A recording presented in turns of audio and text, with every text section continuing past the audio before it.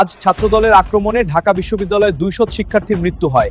সাদিক কায়েম যুদ্ধের ঘোষণা দেন। ছাত্র দলের সন্ত্রাসী কর্তৃক শিবির এবং সাধারণ শিক্ষার্থীদের উপর যে ন্যাক্কারজনক হামলা হয়েছে, এই ধরনের নতুন বাংলাদেশকে আমরা চেয়েছিলাম। তারেক জিয়া যে বলছিলেন। এদিকে আজ ঢাকা বিশ্ববিদ্যালয় এবং ঢাকা পলিটেকনিক ইনস্টিটিউটে ছাত্র দলের আক্রমণে অসংখ্য শিক্ষার্থী আহত হয়েছে। অসংখ্য শিক্ষার্থী নিহত হয়। সাদিক কায়েমেরও খারাপ অবস্থা হয়েছে সেখানে। শাবাশ, ধর তক্তা মার পেরেক, ক্ষমতা থাকলে এইভাবে দেখাই দিতে হবে। দিছে দিছে দিছে, একদম জায়গা মতো দিছে।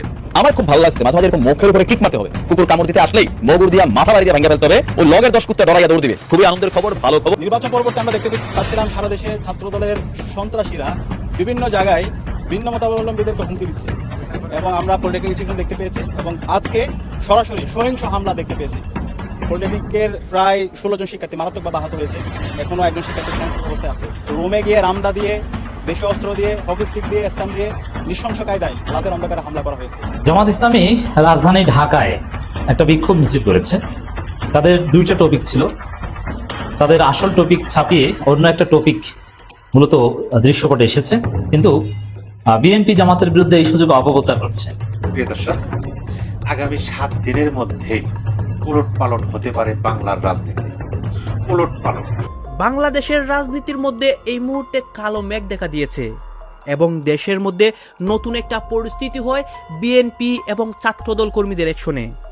দর্শক শ্রোতা, গতকালকে রাতে ঢাকা বিশ্ববিদ্যালয় এবং ঢাকা পলিটেকনিকের শিক্ষার্থীদের উপর ছাত্রদল কঠিন আক্রমণ করেছিল। তারপর সাদিক কায়েম হুঁশিয়ারি দিয়েছিল, বিএনপির বিরুদ্ধে যুদ্ধের ঘোষণা দিয়েছিল। আজকে দেখতে পারি নতুন একটা পরিস্থিতি হয় বিএনপি জামাত মুখোমুখি অবস্থায় দুপুরে রণক্ষেত্র শাহবাগে। আপনারা দেখতে পারবেন এই মুহূর্তে রাজপথের অবস্থা, এবং এই বিষয়টাকে কেন্দ্র করে অনেকে আলোচনা সমালোচনার মাধ্যমে নতুন রহস্য উন্মোচন করে সেই সবও দেখতে পারবেন। আসুন আমরা কথা বাড়াবো না দর্শক শ্রোতা, আমরা সরাসরি ভিডিওর মূল আলোচনায় চলে যাব।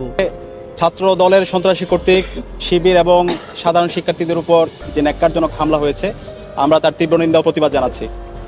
রমজান মাস একটা পবিত্র মাস। রমজান মাসে আমরা আশা করেছিলাম বাংলাদেশের ছাত্র সংগঠন, ছাত্রদল তারা দায়িত্বশীল আচরণ করবে। আমরা আশা করেছিলাম 12 ফেব্রুয়ারির পরে ক্যাম্পাসে গণতান্ত্রিক পরিবেশ নিশ্চিত হবে। জুলাই বিপ্লব পরবর্তী ক্যাম্পাসের মধ্যে একটা গণতান্ত্রিক পরিবেশ ছিল। প্রতিটি ক্যাম্পাসে শিক্ষার্থীদের কাছে ছাত্র সংগঠনগুলো তাদের আইডিয়াগুলো নিয়ে যাচ্ছিল। সুন্দর একটা গণতান্ত্রিক পরিবেশের মধ্যে দিয়ে আমরা যাচ্ছিলাম।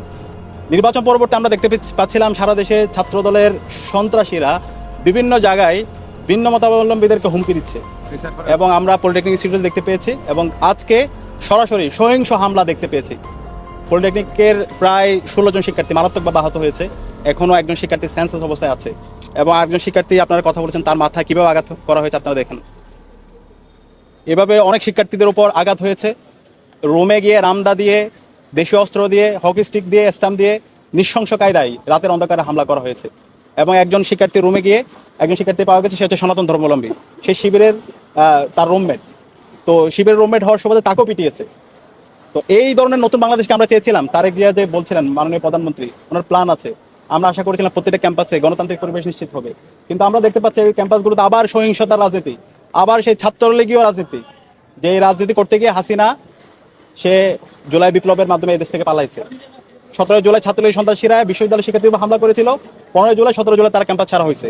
সুতরাং আমরা বলতে চাই, নতুনভাবে কেউ যদি ছাত্রলীগ হয়ে উঠতে চায়, ক্যাম্পাসে শিক্ষার্থীদের উপর নিপীড়ন করতে চায়, হল দখল করতে চায়, ক্যাম্পাসে শিক্ষার্থীদের উপর নিপীড়ন করতে চাই, আমরা বেঁচে থাকতে তা হতে দেব না। আমরা প্রতিবাদ প্রতিরোধ গড়ে তুলবো। সাধারণ শিক্ষার্থীদের সাথে নিয়ে আমরা যৌক্তিক আন্দোলন আমরা চালিয়ে যাব। ক্যাম্পাসের মধ্যে কোনো ধরনের মাসল পাওয়ার পলিটিক্স চলবে না, কোনো ধরনের সহিংসতার রাজনীতি চলবে না। যারা এই হামলার সাথে জড়িত আছে আমরা প্রত্যেককে আইডেন্টিফাই করব। প্রত্যেককে আইডেন্টিফাই করে তাদের বিরুদ্ধে মামলা হবে এবং তাদের বিরুদ্ধে ব্যবস্থা গ্রহণ করা হবে। এবং বর্তমান সরকার যদি তাদের বিরুদ্ধে ব্যবস্থা গ্রহণ করতে ব্যর্থ হয়, তাহলে আমরা রাজপথে এটা সমাধান খুঁজে বের করব। আমরা শান্তিপূর্ণভাবে, আমরা কোনো প্রতিক্রিয়া দেখাইনি রাজপথে। আমরা মামলা করব এবং আগামীকাল আমরা শান্তিপূর্ণভাবে আমরা আন্দোলন করব। আমরা আশা রাখবো এই হামলার সাথে, এই সন্ত্রাসী হামলার সাথে যারা জড়িত আছে, এই সকল ছাত্রলীগের সন্ত্রাসীদেরকে অ্যারেস্ট করা হবে এবং তাদেরকে বিচার আওতায় নিয়ে আসা হবে। আমরা একই সাথে জানতে পেয়েছি যারা হামলায় জড়িত বহিরাগত অনেকে সন্ত্রাসীদেরকে এখানে নিয়ে আসা হয়েছে হামলার জন্য। এবং কিছু ছাত্রলীগের সন্ত্রাসীরা যারা 5 আগস্টের আগে ছাত্রলীগের সাথে সন্ত্রাসের সাথে জড়িত ছিল, তারা এখন ছাত্রদলে যুক্ত হয়েছে। ছাত্রদলের শেল্টারে এসে তারা এখন সন্ত্রাস, চাঁদাবাজি, টেন্ডারবাজি, এই রাহাজানির সাথে তারা জড়িত আছে। আমরা ছাত্রদলের দায়িত্বশীল পর্যায়ে যারা আছে আমরা তাদেরকে অনুরোধ করবো, এই সন্ত্রাসীদেরকে আপনারা সামলান। ইতিমধ্যে ছাত্রদলের জিশান ভাই এখানে এসেছে, আমি বলেছি সন্ত্রাসী যারা আছে তাদের বিরুদ্ধে যেন ব্যবস্থা গ্রহণ করা হয়, তাদেরকে যেন ছাত্র দলের পক্ষ থেকে এই সন্ত্রাসীদেরকে ধরে তাদেরকে আইনের হাতে তুলে দেওয়া হয়। আমরা আশা রাখবো ক্যাম্পাসের যে গণতান্ত্রিক পরিবেশ শুরু হয়েছে এই গণতান্ত্রিক পরিবেশ যেন নিশ্চিত হয় এবং সন্ত্রাসীদের বিরুদ্ধে ছাত্র দল যেন জিরো টলারেন্স নীতি ঘোষণা করে, আমাদের সে প্রত্যাশা থাকবে। জামাত ইসলামী রাজধানী ঢাকায় একটা বিক্ষোভ মিছিল করেছে। তাদের দুইটা টপিক ছিল, তাদের আসল টপিক ছাপিয়ে অন্য একটা টপিক মূলত দৃশ্যপটে এসেছে, কিন্তু বিএনপি জামাতের বিরুদ্ধে এই সুযোগ অপপ্রচার করছে।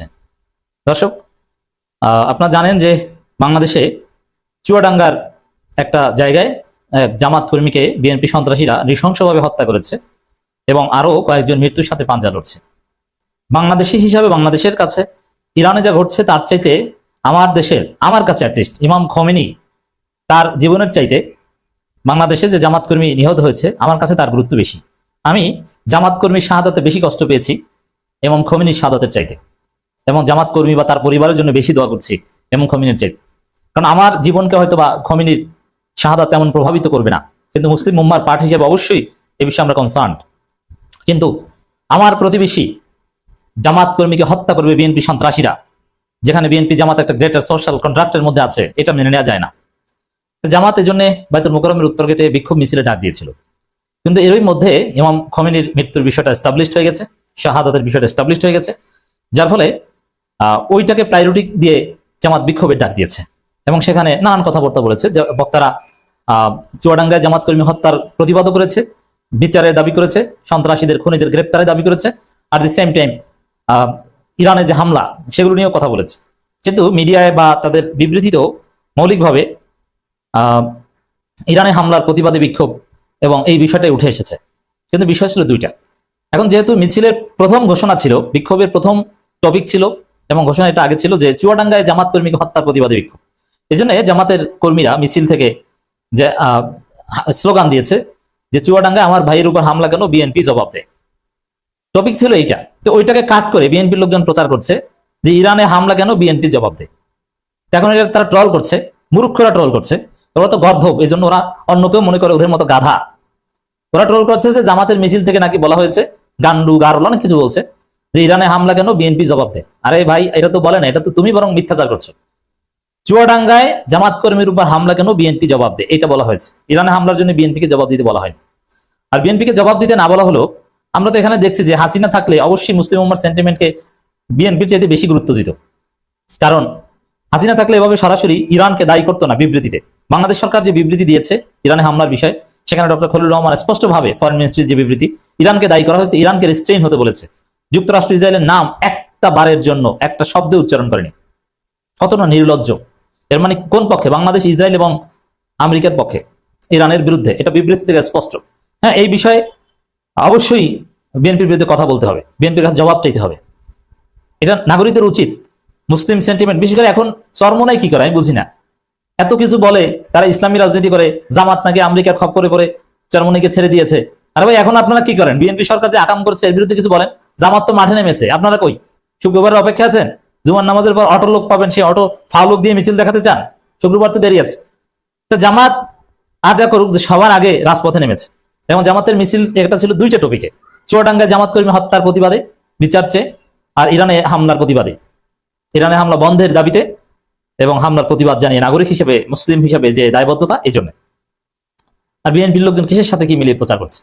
দর্শক, 2024-এর জুলাই আগস্টের যে আন্দোলন, সেই আন্দোলন পরবর্তী সময়ে বাংলাদেশে মামলার সম্ভবত রেকর্ড হয়েছে। 1-1.5 বছরে এত মামলা এর আগে কখনো বাংলাদেশের ইতিহাসে হয়েছে কিনা সেটা নিয়ে গবেষণা করার একটা ব্যাপার থাকতেই পারে। সেই মামলার মধ্যে বহু ভুয়া মামলা হয়েছে এবং সেই ভুয়া মামলা যে হয়েছে সেটা অন্তর্বর্তীকালীন সরকারের যিনি আইনমন্ত্রী ছিলেন, আইন উপদেষ্টা ছিলেন আসিফ নজরুল, তিনি স্বীকারই করে গিয়েছেন যে মামলার ব্যবসা হয়েছে। এবং আমরা দেখেছি যে আদালতে যত মামলা হয়েছে সেই মামলার বেশিরভাগ মামলা, অন্তত 60% মামলা ভুয়া মামলা, 90% বাকি যে মামলাগুলো, যেগুলো রিয়েল মামলা, মানে মামলার সাবজেক্টটা রিয়েল, সেই মামলার 90% আসামি হচ্ছে ভুয়া আসামি। আদালতে এই যে মামলাগুলো হয়েছে সেই ব্যাপারে পিবিআইয়ের রিপোর্টে আমরা ইউনূস সরকারের আমলেই সেই তথ্য পেয়েছিলাম। সেই ইতিহাসটা এখনও চলছে। এবারে দেখা গেল যে শেখ হাসিনা, ওবায়দুল কাদের, আসাদুজ্জামান খান কামাল, এই 3 বড় নেতা সহ আওয়ামী লীগের অন্তত 494 জনকে ভুয়া মামলা থেকে অব্যাহতি দেওয়ার ঘটনা ঘটেছে। এবং সেই ভুয়া মামলাটা এমনই যে একটা মামলা 2-3 জায়গায় করা হয়েছে, একই মামলা 2-3টা করা হয়েছে। এভাবে মামলার সংখ্যা সারা দেশে হাজার হাজার হয়ে গেছে। কোন তথ্য উঠে আসলো এবং ঘটনাটা ঘটেছে রাজধানী ঢাকাতেই। চলুন একটু জেনে দেখি গণমাধ্যমে কি তথ্য উঠে আসলো।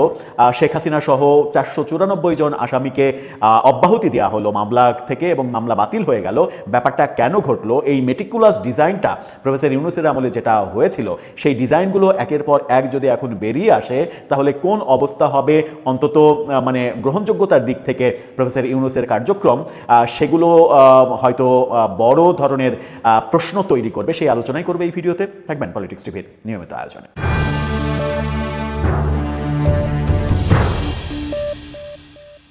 দর্শক, বলছিলাম 24-এর আন্দোলনকে কেন্দ্র করে ভুয়া মামলার কথা।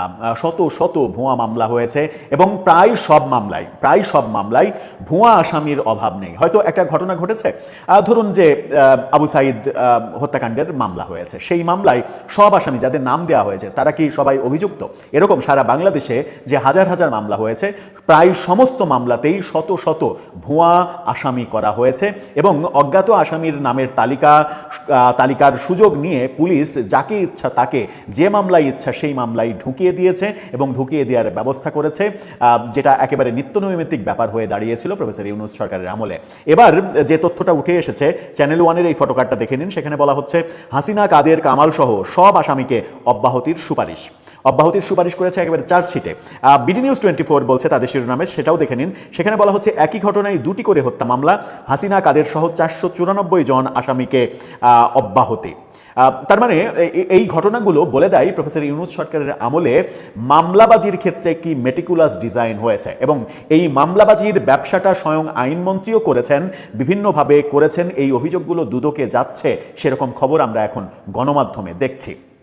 বিডি নিউজ 24 বলছে যে ঢাকার মেট্রোপলিটন ম্যাজিস্ট্রেট মোহাম্মদ এহসানুল ইসলাম প্রতিবেদন জমা দেওয়ার পর মানে পরবর্তী দিন মানে 2রা মার্চ ঠিক করেছিলেন এবং সেই প্রতিবেদন জমা দিয়েছে থানা থেকে তদন্তকারী কর্মকর্তা, তিনি এই আসামিদের বিগ ফিশদের অব্যাহতি দেওয়ার সুপারিশ করেছেন। কারণটা হচ্ছে যে একই মামলা একাধিকবার করা হয়েছে। প্রথমে একটা স্লোগান দিয়ে নিই, ওই দিল্লি না ঢাকা, ঢাকা ঢাকা।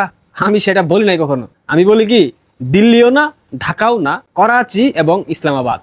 কিন্তু এই ক্ষেত্রে প্রেক্ষাপটটা ভিন্ন। স্ক্রিনে যে ছবিটা দেখতে পাচ্ছেন, বাংলাদেশের বর্তমান স্বরাষ্ট্রমন্ত্রী পৃথিবীর খতরনাক ইন্টেলিজেন্স এজেন্সির মধ্যে অন্যতম রিসার্চ অ্যান্ড অ্যানালাইসিস উইং, বিশ্বের অন্যতম চৌকস, বিশ্বের অন্যতম বৃহত্তর কিংবা বিশ্বের অন্যতম খতরনাক গোয়েন্দা সংস্থাদের মধ্যে সেরা 5 কিংবা 10-এর মধ্যে রয়ের অবস্থান। বাংলাদেশের বর্তমান স্বরাষ্ট্রমন্ত্রী সালাউদ্দিন আহমেদ দীর্ঘদিন ভারতবর্ষের শিলংয়ে ছিলেন, আপনারা সেটা সবাই জানেন। তিনি বারবার অভিযোগ করেন তাকে ভারতে পাচার করা হয়েছিল, ভারতে গুম করা হয়েছিল। কিন্তু একটা মানুষ 9 বছর কিভাবে গুম থাকেন এবং 5 আগস্টের পর কি এমন অলৌকিক কর্মযজ্ঞ ঘটে গেল যার মাধ্যমে তিনি শিলং থেকে সরাসরি বিমানের ফ্লাইটে করে বাংলাদেশে চলে আসলেন তো বটেই। আইসা বিএনপির একচ্ছত্র আধিপত্য নিয়ে নিলেন এবং সবশেষে বিএনপি সরকার গঠন করবার পর তিনি বাংলাদেশ সরকারের মাননীয় স্বরাষ্ট্রমন্ত্রীর পদ বাগিয়ে নিয়েছেন। এর মধ্যেখানে অনেকগুলা হ্যাঁ না যদি কিন্তু অথবা আছে। আপনারা জানেন 5 আগস্ট বাংলাদেশে যেই জঙ্গি উত্থান হয়েছে, এই জঙ্গি উত্থানে অর্থায়ন থেকে শুরু করে লজিস্টিক্স সাপোর্ট এবং লুকবল সবকিছুতে সমন্বয় করেছে শিলং সালাউদ্দিন সাহেব, শিলংয়ে বৈশা। আপনারা জানেন তিনি তো রয়ের প্রথম সারির দালাল, এটা আমরা সবাই জানি। তিনি 9 বছর ভারতে ছিলেন, ভারত তাকে খাইয়ে পরিয়ে পেলে বসে বড় করবার জন্য সেখানে রাখেন নাই। নিশ্চয়ই কোনো না কোনো এজেন্ডা আছে। এ কথাগুলো শোনার পর ভারতবাসীর আমার উপর আক্ষেপ করতে পারেন, আমার উপর বিরক্ত হইতে পারেন, কিন্তু এটা চিরন্তন সত্য কথা। গোয়েন্দা সংস্থাদের কিছু বিষয় থাকে, তারা সবসময় তাদের লোকদেরকে দিয়ে তাদের নামে বিরোধিতা করে। যেমনটা পিনাকি, আমি নির্দ্বিধায় বলতে পারি পিনাকি হয় র অথবা সিআইএর এজেন্ট, এইটা নিয়ে কোনো সন্দেহ নাই। দুইটাই হইতে পারে, ডাবল এজেন্টও হইতে পারে পিনাকি, এটা সময় বলে দেবে। একটা সময় তো চরিত্র বের হয়ে আসবে, এটা নিশ্চিত থাকেন আপনারা।